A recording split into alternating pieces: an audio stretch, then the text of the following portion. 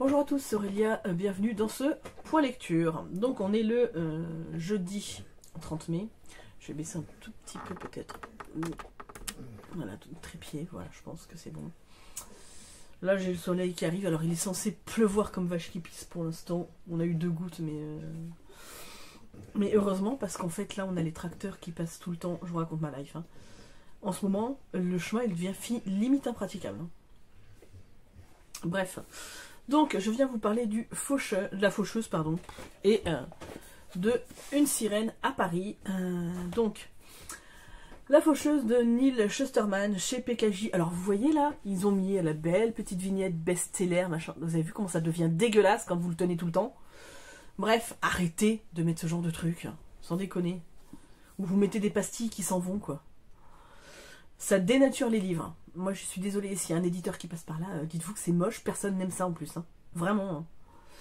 Hein. Que ce soit un best-seller ou pas, qu'est-ce qu'on en a à secouer en fait? En vrai. Hein. On lit un livre parce qu'il nous plaît et parce que le résumé nous donne envie. Voilà. Parenthèse fermée. Donc là, on est avec... alors...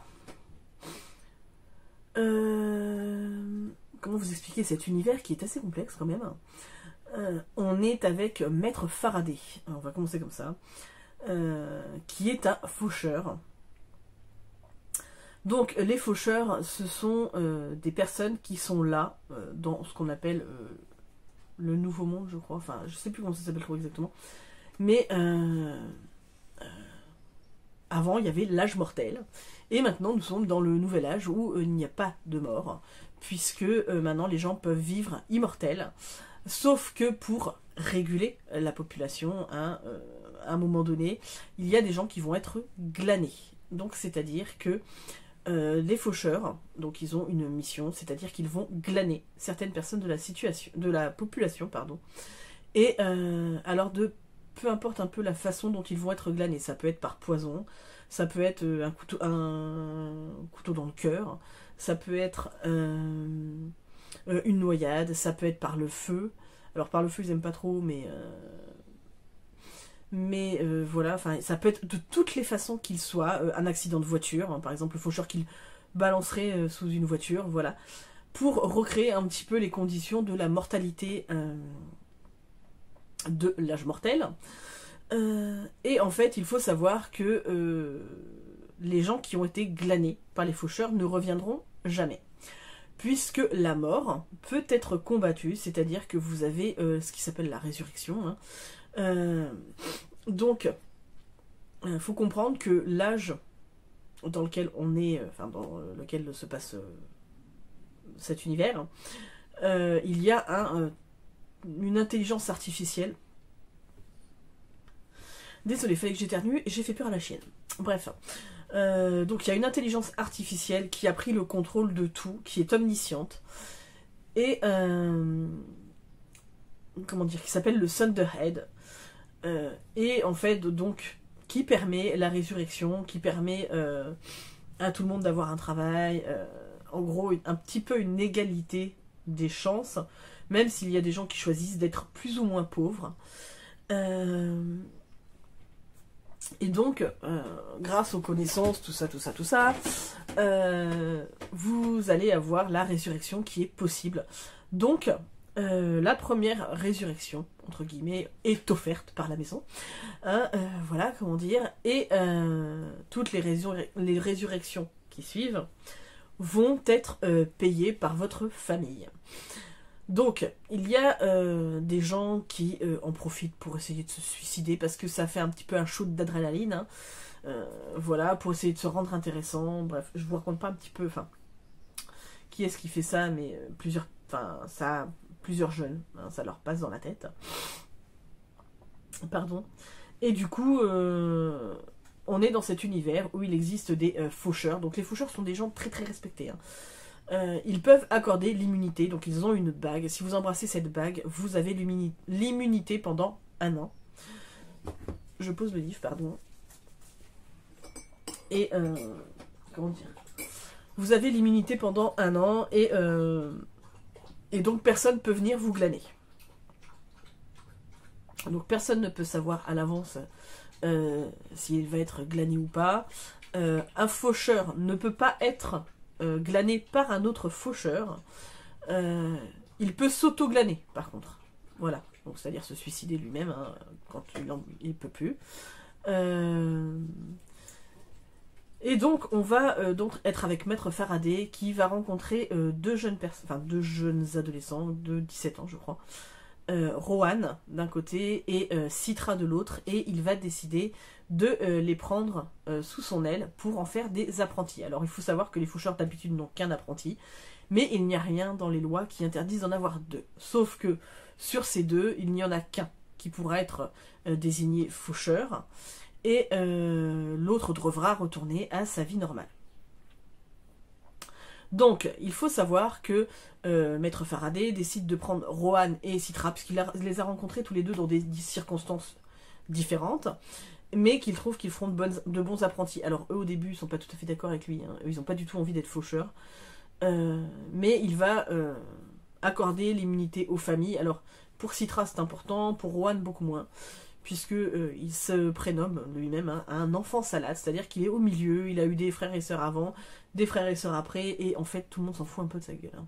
Clairement, pour dire les choses comme elles sont, il est là, c'est bien, il n'est pas là, ça fait pas trop de différence. Enfin, en tout cas, c'est ce qu'il ressent. Et donc, bon, bah, du coup, ils vont partir avec Maître Faraday pour l'apprentissage de. Enfin, pour être apprenti faucheur. Et ils vont se retrouver, il y a des conclaves en fait, tous les 4 mois je crois, 3 mois, tous les trimestres, peut-être tous les trimestres, ou tous les 4 mois, je ne sais plus, bref, où tout le monde, enfin tous les faucheurs se réunissent pour parler de différentes choses, s'il y a des choses qui ont été faites et qui n'auraient pas dû, enfin voilà, pour faire un peu le point sur le nombre de glanages qu'il y a eu, est-ce que c'était trop, est-ce que c'était pas assez, et en même temps pour évaluer les apprentis. Voilà, donc je vous dis pas ce qui va se passer, parce que je pense que j'en ai déjà dit beaucoup. Mais franchement, alors j'aime beaucoup l'univers, j'aime beaucoup la façon dont c'est traité. Vous revoyez les choses, les gens qui essayent de reprendre le pouvoir. De toute façon, il y a toujours des trucs politiques, il y a toujours des trucs, des complots, des gens qui se croient meilleurs que les autres. Et comme moi je suis faucheur, mais pourquoi j'aurais pas le droit de tuer tout le monde? Enfin, bref, donc vous imaginez un petit peu l'ambiance là-dedans. Hein. Donc il y en a des très bons faucheurs, puis il y a la nouvelle génération qui elle se dit attends, moi je suis toute puissante, j'ai le droit de faire ce que je veux. En gros, c'est un petit peu ça. Voilà. Et là-dedans, Rohan et Citra vont se retrouver à faire leur apprentissage ensemble, et après ils vont être séparés. Alors je vous dis pas pourquoi, hein, puisque ça n'a pas d'intérêt. Sinon, faut pas, enfin, sinon vous n'avez pas d'intérêt à lire le livre. Mais j'ai beaucoup aimé, même d'un point de vue psychologique, d'un point de vue moral, tout ça, c'était super intéressant. Et en fait, en vrai, je me retiens, je lis autre chose à côté parce que je n'ai qu'une envie, c'est de sauter sur la suite, vraiment. Donc autant vous dire que bon, j'ai beaucoup aimé cet univers, que je ne peux que vous le conseiller. Si vous n'avez pas tenté La Faucheuse, allez-y, c'est trop bien. Voilà, c'est tout ce que j'ai à dire. J'ai vraiment, vraiment beaucoup aimé cette lecture. Vraiment. Donc, je vais pas dire que c'est pas un coup de cœur. J'ai beaucoup aimé ma lecture, c'est pas forcément un coup de cœur, au sens où j'ai pas pleuré, machin, tout ça, mais c'était une excellente lecture. Et si toute la saga est comme ça, ouais, ça sera une saga chouchou. Clairement, une saga coup de cœur. Voilà. Et ensuite, j'ai lu Une sirène à Paris de Mathias Malzieu, donc au livre de poche. Donc Mathias Malzieu, j'avais lu de lui La mécanique du cœur, je crois. Oui, c'est ça. Et que j'avais adoré. Et là, j'ai beaucoup aimé aussi. Clairement, on est avec Gaspard, qui est un alors surprisier. Alors, il a hérité de la péniche de sa grand-mère, qui tenait une péniche. Donc, en fait, il y a un côté officiel qui fait bar, épicerie, tout ça. Et puis, vous avez le côté, si vous avez le mot de passe, vous rentrez dans la péniche, mais on va dire dans la cale, sous-sol, quoi. Et là, vous avez l'autre partie qui fait cabaret, où c'est beaucoup plus enjoué, tout ça. Donc pendant la guerre, ça a bien servi comme couverture aussi, puisqu'elle a aidé, je crois, aussi pendant la guerre. Et donc lui va hériter de cette péniche avec son père, sauf que son père, lui, il veut, comment dire, il veut la vendre pour passer à autre chose, puisque le décès de sa mère l'a beaucoup affecté. Mais Gaspard, lui, son rêve, c'est de continuer l'œuvre de sa grand-mère. Donc en fait, il se produit dans le cabaret, il chante des chansons, il monte les numéros avec ses partenaires, bref. Et en fait, la scène va être en crue et il va découvrir, je la fais courte, hein, il va découvrir une sirène agonisant. Donc il va la récupérer et va essayer de l'emmener à l'hôpital, hein, clairement, pour essayer de la faire soigner, parce que lui au début, il l'appelle le poisson-fille. Je pense qu'il pense qu'elle est enfin, c'est un déguisement en fait. Sauf que ça s'avère ne pas en être un, puisqu'elle a du sang bleu, hein, donc c'est pas trop normal. Et donc il va l'emmener à l'hôpital, sauf qu'à l'hôpital, elle va à moitié se réveiller, elle va se mettre à chanter, sauf que les gens qui l'entendent chanter meurent. Voilà, c'est une sirène. Hein. Et on découvrira pourquoi. Hein, ça se passe comme ça. Donc elle va tuer... alors, de façon... elle sait qu'elle tue grâce à son chant, mais elle fait pas forcément les choses parce qu'elle est méchante, c'est plus parce qu'elle a peur, en fait, de l'être humain. Et c'est le seul moyen qu'elle a trouvé de se protéger. Dû à son passé. Hein, voilà. Donc je ne vous dis rien, puisque c'est dans l'histoire. Et en fait, malheureusement, un homme qui s'appelle Victor, qui était un médecin très bien, hein, qui allait avoir un enfant avec sa compagne, Milena, va décéder hein, en essayant de la soigner. Voilà. Donc Milena va vouloir se venger. Gaspard n'a pas de papier pour la poisson-fille, enfin pour la sirène, donc en fait il va finir par repartir chez lui, et il va commencer à avoir des douleurs dans le cœur et tout ça, mais lui en fait le chant ne fait pas immédiatement effet. Donc c'est un homme dont le cœur a été brisé par son ex-compagne, et qui ne s'en remet toujours pas, et il pense que l'amour est complètement impossible. Et en fait, la sirène va l'amener petit à petit à découvrir de nouvelles choses sur lui-même, à découvrir de nouvelles choses sur la vie. Et je vous en raconte pas beaucoup plus, parce que sinon, je vous raconte l'histoire et ça n'a pas d'intérêt. Mais c'était toujours aussi poétique, toujours aussi... voilà, il a une façon de raconter l'amour, Mathias Malzieu, qui est très jolie.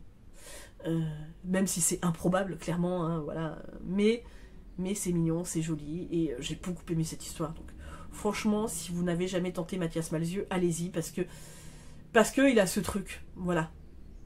Il a ce truc à lui. Et puis il fait référence à plein de films, à plein de... Enfin, Star Wars, je crois qu'il y a Retour vers le futur, il y a plein de... Ou à des anciennes chansons, des choses comme ça. C'est toujours un vrai bonheur, en fait. Hein. Voilà. Donc dedans, il va lui mettre la petite sirène, c'est rigolo, bref. Donc j'ai beaucoup aimé ma lecture. Voilà, donc je vais stopper le point lecture là. Et puis, soit je le mets en ligne, soit je mets un truc derrière. Je ne sais pas encore. Voilà.